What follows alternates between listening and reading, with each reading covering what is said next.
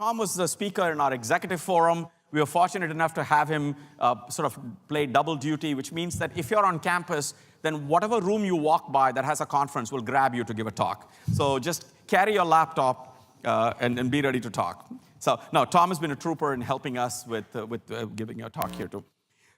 So Intel, of course, many of you know Intel. You probably are looking at your computer and there's an Intel inside, right, Tom? Yeah. Yes.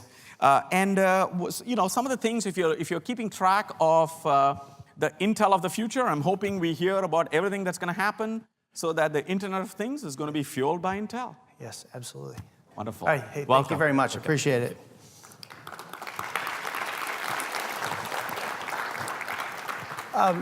So I'm going to start off with a video and talk a little bit about the context of where Intel is and where its supply chain is right now. We're absolutely in the middle of a huge transformation from a corporate perspective and moving from a CPU company to more of a solutions-based company. So let me start with a quick video, and then we'll talk about what we're doing and how we're doing it.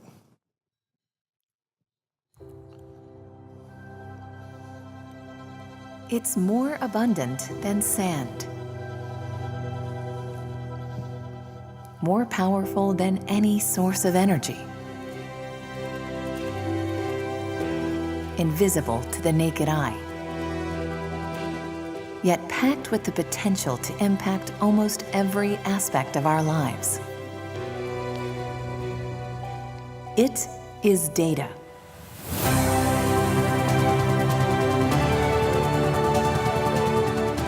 And it's the unseen force behind the next great wave of the technology revolution.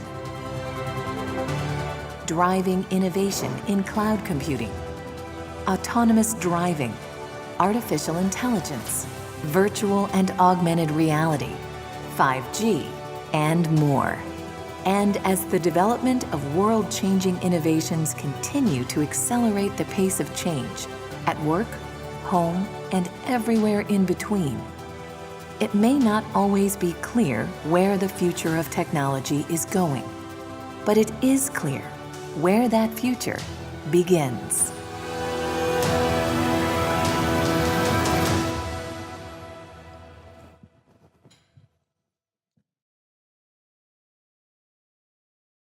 All right. So the reason I wanted to show that contextual video real quick is Intel's in the middle of a huge transformation. We're transforming from what you guys have traditionally seen in our business, from a CPU business, to one that's actually really driving towards solutions. And when we talk about solutions, and we talk about trying to get into an autonomous vehicle market or anything like that, you're not talking about just building a latest technology chip and shipping it to somebody to put in a box and to go sell on at Best Buy or whatever. You're now talking about integrating a whole large number of different components into a solution that's actually going to work together. If you look at an autonomous vehicle, to actually solve an autonomous vehicle problem, you have to have a camera. And that camera has to be designed to be able to be perceptual enough to pull in the right information. You have to have sensors on the car to be able to see where you are and where you're at in the lane and be able to pull that in. You have to have software that knows how to decipher all that information and bring it back to a mathematical algorithm. And that mathematical algorithm has to decide what the car should do based on all that information that's coming through. And that's got to be powered by a CPU. And that CPU has to be connected. It has to have a 5G connection. That connection is going to be tied to other cars, because the last thing you want to do if you're driving down the road is react to a car. If you know where it's going and you communicate to it in advance, of course you want to know ahead of time. So now you got 5G and you got communications. And then you start talking about, I need to be connected not just to the car next to me, I need to be connected to the whole highway. So now I have servers, and those servers are being lined up down the road in multiple places so that we can connect and process information very quickly. And on top of all that, if you don't have the federal regulations in place, you can't do any of it. So as we transform from a CPU company to a solutions company, our problem becomes much, much more significant from a supply chain perspective. Why in the world are we doing this change? It's actually really simple. We had 90+% of a market that's not growing. So from a company perspective, Wall Street's looking at us, our stock price is not moving anywhere. We need to find a growth path because we've got a huge chunk of that market and it's not growing anymore. When you start looking at our solutions market, we actually have an incredible amount of opportunity that's out there. We have $220 billion worth of a market that we think we can go after. Now, that number actually changed a couple of weeks ago. The last presentation, I just didn't get it approved by legal in time to get out here. It's $260 billion. So the opportunities for growth and for our stock price is astronomical from going down there. So when we talk about it being important, it's imperative. Otherwise, we're not a growth company, we're not going anywhere. And we absolutely have to go do that. So the key thing from a supply chain perspective and from a conference perspective is if we're absolutely transforming everything we're doing within our business model, the supply chain has to transform with it. It has to compete the same way our business does. Therefore, we have to change. And as those business models change and the products change and everything else with it moves forward, we're going to be taking on risk.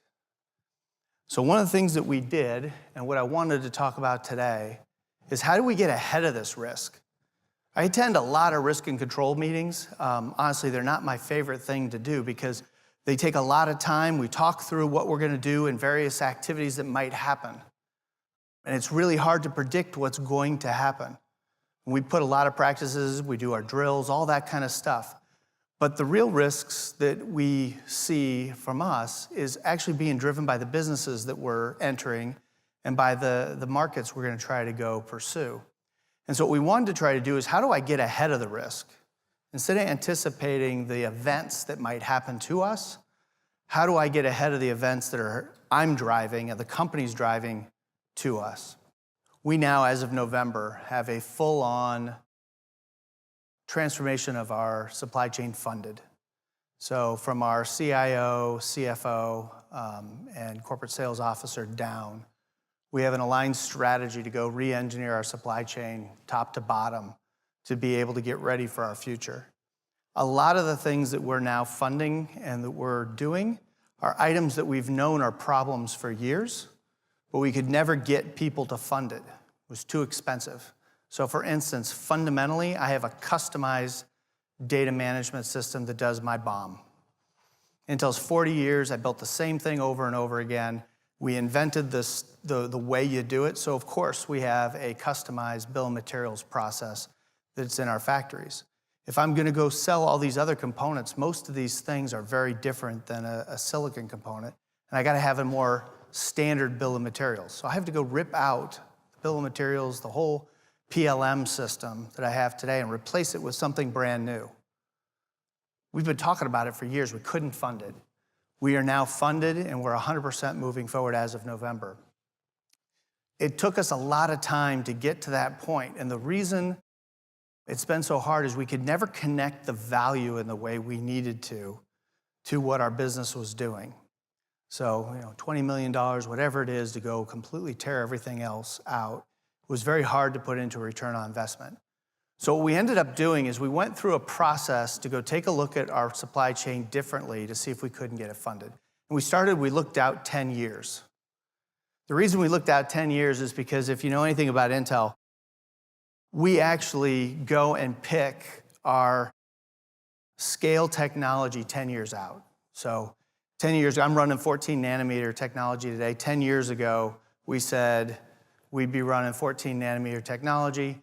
We don't know how, it's not been invented yet, the tools aren't created, but we're gonna go figure it out and invent it. And the person that ran our group, our new supply chain officer, she actually came from the fab and said, look 10 years out.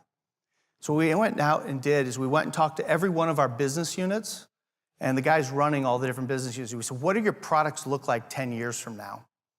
Tell me what they're gonna look like, tell me how you're gonna make margin off of them, and tell me what in the world that sales model looks like, and how are you gonna differentiate your product in the market? And it ended up giving us a whole lot of new views about where the company wanted to go. A lot more external parts coming into our environment than we think today. We actually uncovered some brand new product designs that people weren't talking about in the supply chain. We uncovered a different sales model around services that wasn't being talked about. But the business units were actually all inventing and planning to go do something different.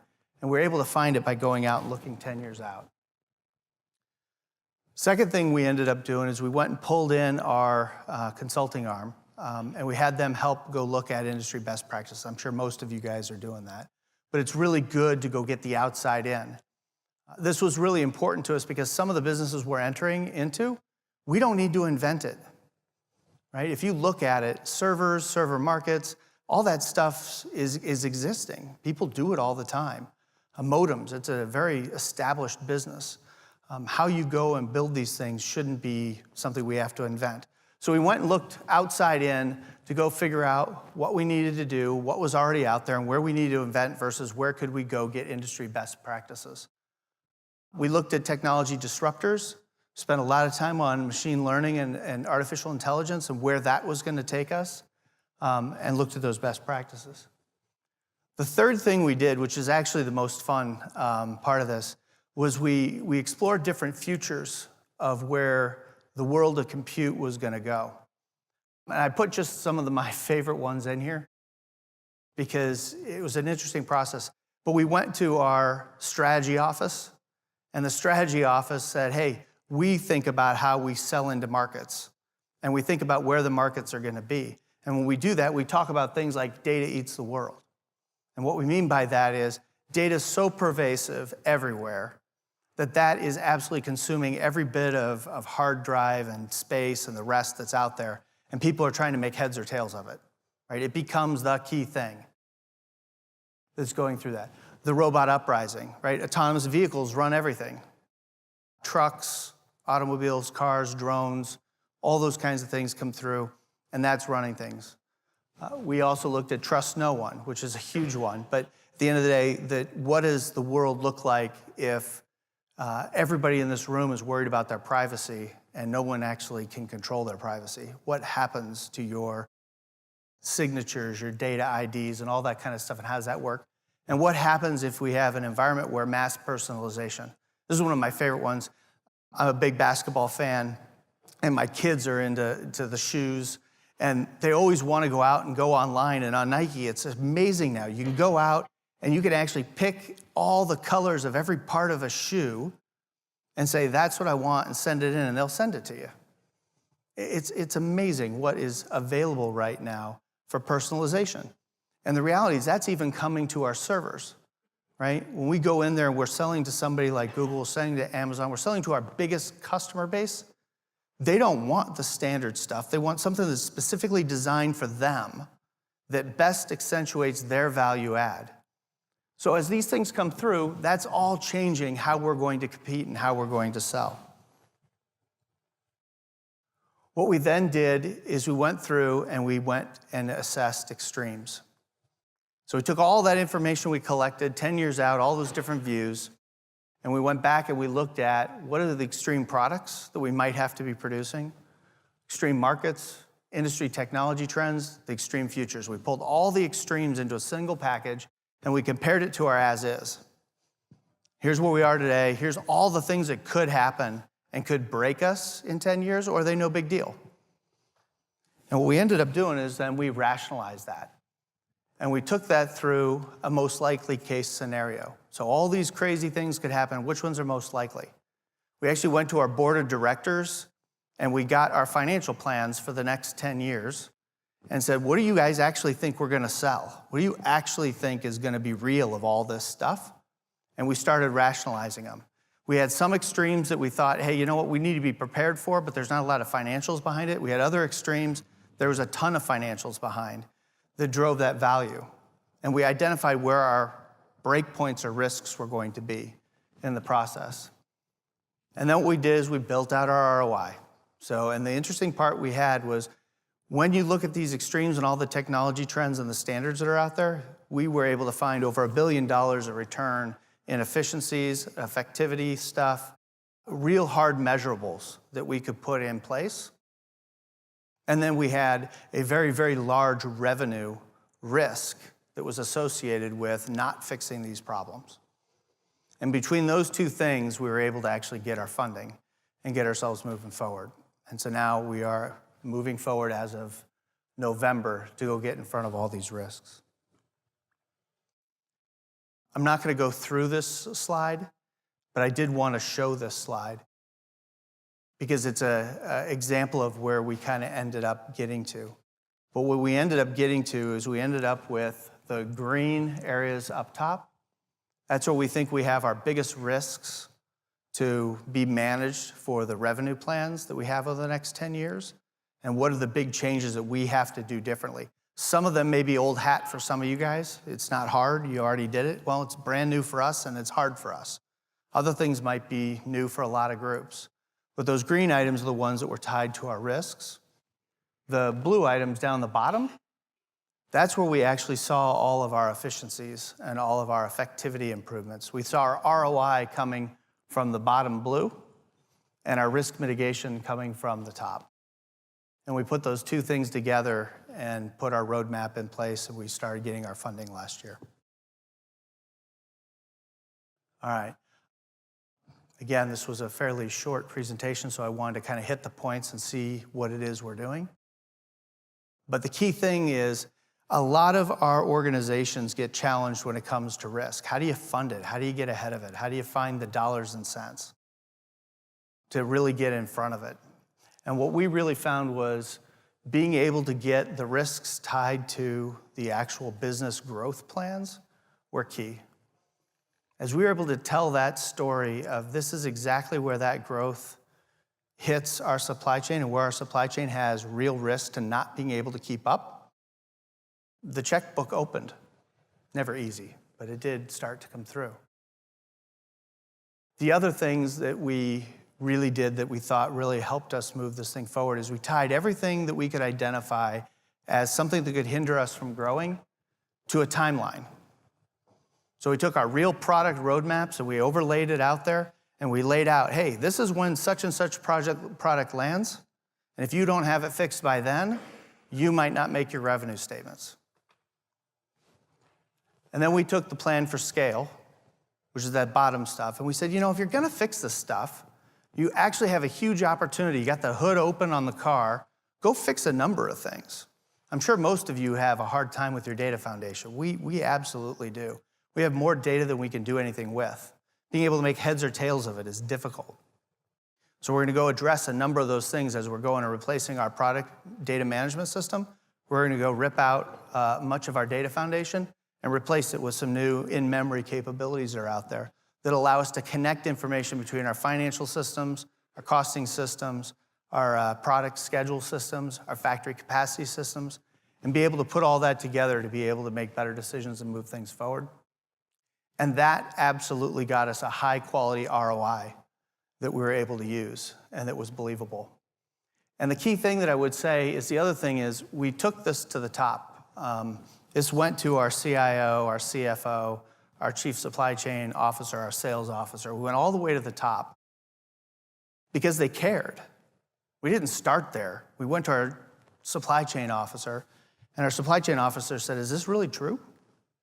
Well, you know, who did we ask this person? We asked, and yep, we did. Look at this. This is where we are.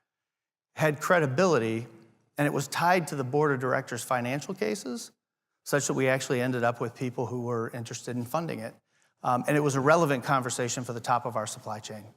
So we took it to the top, and that's what got us our commitment, got us our funding, and got us moving. So we are now officially moving forward.